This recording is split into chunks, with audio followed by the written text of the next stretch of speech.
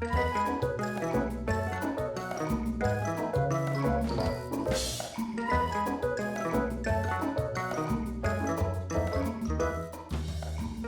ladies and gentlemen, boys and girls, to another episode of Dan and Dom's Discourse, a little podcast show that myself and my bro have decided to throw together for you. So, today on the Dan and Dom Discourse, Dan, first of all, I'd like to know how you're doing. I'm doing pretty good. Pretty good. Yeah. Yes? I started Fallout 4 game.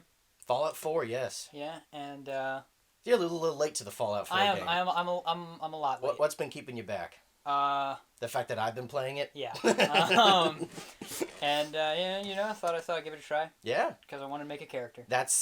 Yeah, and I would say about like half of your time playing it has been creating your character. Yeah, I played for about 4 hours. At least 2 of those were creating a character. And you took careful consideration to your spouse, not Yes. even yourself. No. My spouse was like, okay, I'll throw that together. My spouse. That was the important was very one. important. Because spoilers for Fallout 4, very beginning of Fallout 4, so I don't even know if it's really spoilers.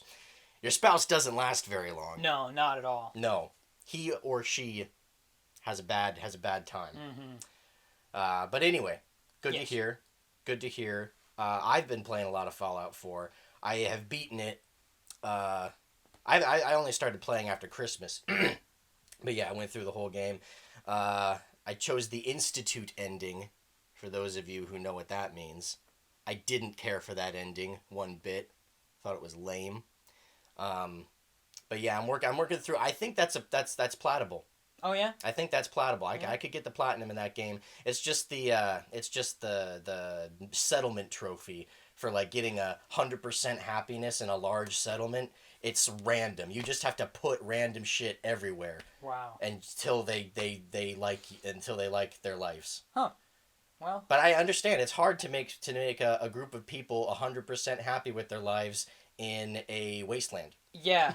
So I understand the difficulty of that trophy. Yeah. Speaking of trophies, yes, I'd like to talk to you, Dan, about them. Oh, yeah. Specifically, the lovely platinums. Mm-hmm.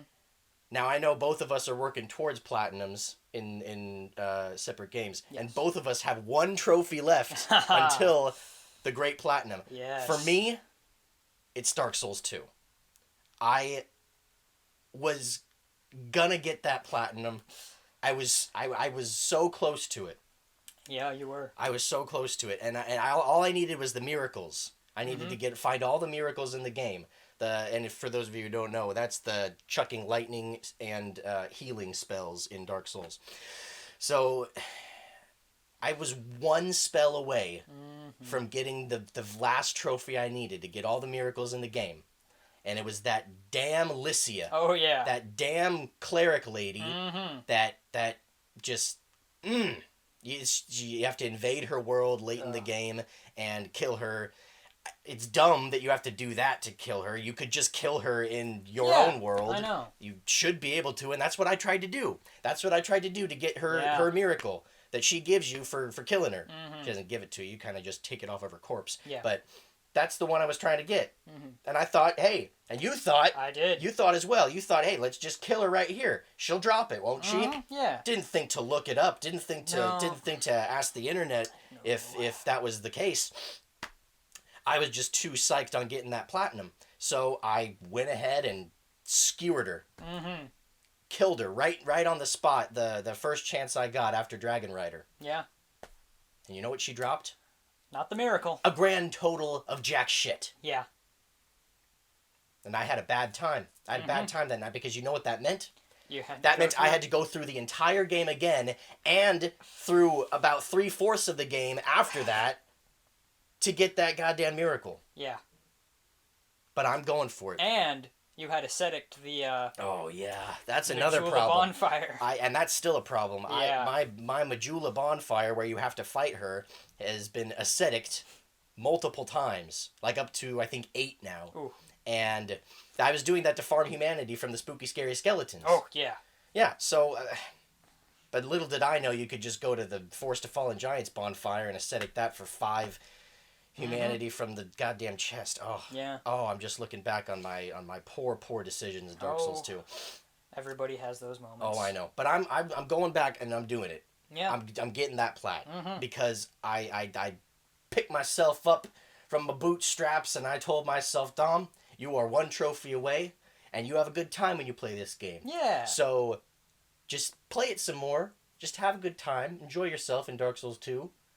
Your lovely tour through Drangleic, and just, eventually you'll get to where you can get this the last miracle again, and it'll be fine. It'll be fun. No one will have a bad time. Yeah. But then last night, I really buckled down. I was like, I'm feeling good about Dark Souls 2, which is strange because I was starting my game from the Shrine of Amana. Yeah. And no one should feel good when they're walking through that place. I know this is probably, if you don't play Dark Souls 2, this is probably a lot of jargon. You have no idea what we're saying. And I apologize for that. A moment of silence for those who went through Amana pre-nerf. Oh, yes. We pray for their lost souls. Mm-hmm. They probably rage quit and never returned. Yeah. Yes, this area where sorceresses are chucking spells at you, and there's these cleric dudes with these hammers that'll just wreck you to next Tuesday. It's an awful time. Yeah. I hate that's actually I don't want to say it's bad level design, but I think it might be bad level design. Because of all the enemies. Oh, that's the problem. There's just that place right before the fog wall is just ridiculous. It is. You have to cheese them. Yeah. I had to buy, like, I maxed out my great arrows, and I took my great bow, and I was just chucking them from afar, and I found out the trick. What's the trick? Which I'm sure everyone else knows by now, but I didn't know this. You have to, first of all, it's messed up because you have to manipulate the game's draw distance. It's not even gameplay. It's like manipulating the inefficiencies in the game, because if the enemy character model is not visible at where you're standing, but another one is, because you know how you shoot one of them and they all just charge at you. If you can only see one of them, if you get to just the right sweet spot where only one of them appears because of draw distance, you can shoot that one, and none of the other ones will know because they don't exist yet. Wow. The game hasn't rendered them yet, so they can't chase you. So I had to manipulate that to pick them off one by one, and it was a chore. I never ever have fun going through Amana. I never have fun. Nobody does. But anyway, I spent all night going through from Shrine of Amana to the end of the game. I did the whole thing, and then I started New Game Plus 5. Ugh. And I was on a roll. I was beating bosses first try, no problem. Most of them solo. Nice. And it was great, but then I get to the end and I'm like, well, I could just power through a little bit more. I could go, say hi to Last Giant, Pursuer, those good guys. So I do that, and all of a sudden I find myself fighting Duke's Dear Frazier. Oh. Over just about halfway through the game again. Wow. Next thing I know, and the time just flew by. I had no idea. So I was up till ungodly hours doing that, but that means I'm all the much closer to that platinum that I thought was out of my reach after my terrible folly. Wow. Yeah. What's the plot? What's the plot you're working towards, Dan? I know, but tell the good people. Dragon Age Inquisition. Yes. Now we talked a little bit about Dan's troubles and tribulations with Dragon Age Inquisition because he is playing it on the lovely PS3. Yes. And if you don't know, Dragon Age Inquisition has two different trophy things, areas, whatever you call them, for PS3 and PS4. So I can't just go on PS4 and get my one last trophy and get the platinum. No, I'd have to get every other trophy again, which thankfully it's not like Origins. Origins trophy list can go to hell. Yeah, that's ridiculous. Oh, look up that trophy list. If you know Dragon Age, you look up that trophy list and you tell me that that's not a sack of crap. Yeah. So Dragon Age Inquisition has good trophies. Yeah, you can do it. You could do it in one playthrough. You could if you really are good at Dragon Age. Baring your teeth. Yes. Yeah. So the one I have left is beat it on Nightmare. Which in and of itself isn't too difficult. Nightmare mode's not that hard. I have a rough time with Nightmare. Well, I started with hard and I thought it was a breeze. Yeah. Nightmare is like it's like hard mode for me. So that itself is not a challenge. No. The challenge is the PS3. Oh yes, working through the game on a inferior system. Yes, and the PS3 is a lovely system, lovely console. Mm-hmm. Some of my favorite games on PS3. Yes. But it's not.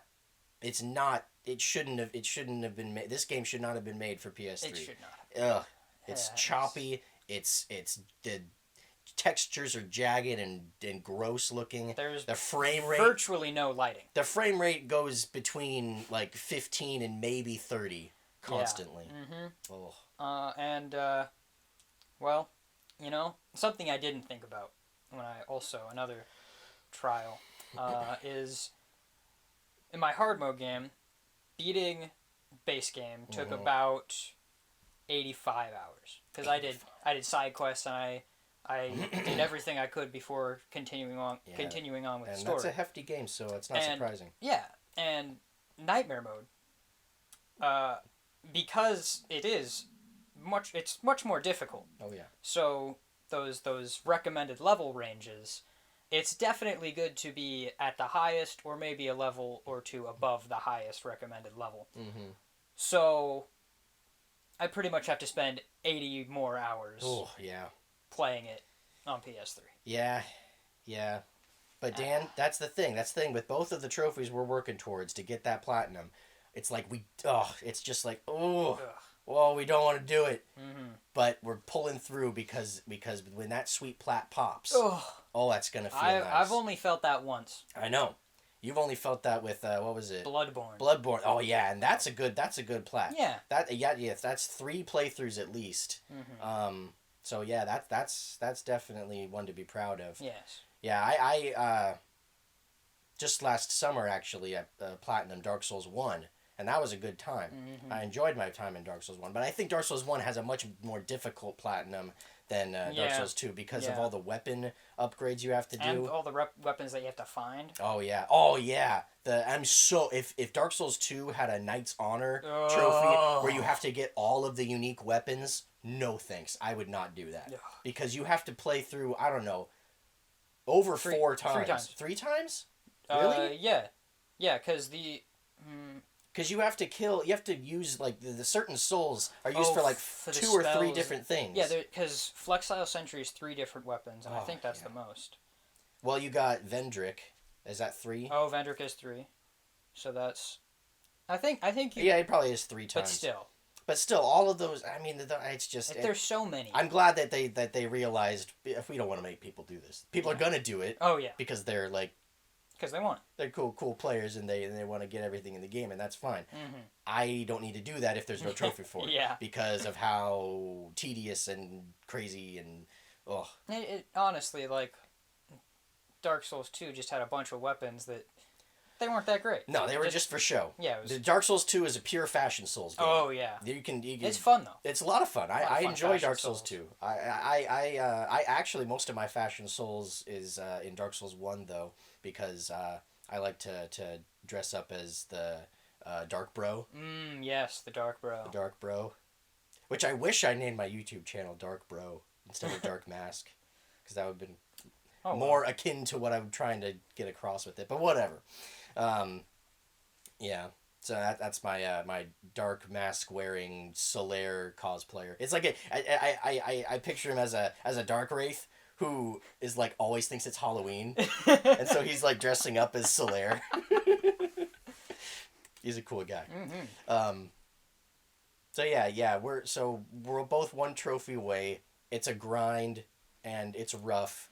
But for those trophy hunters out there, you know the feeling when that plat pops, especially when it's been a hard road. Yeah. So that's why we do it. Mm-hmm. Because we struggle through it. We have a hard time with it. And sometimes we wish we didn't care.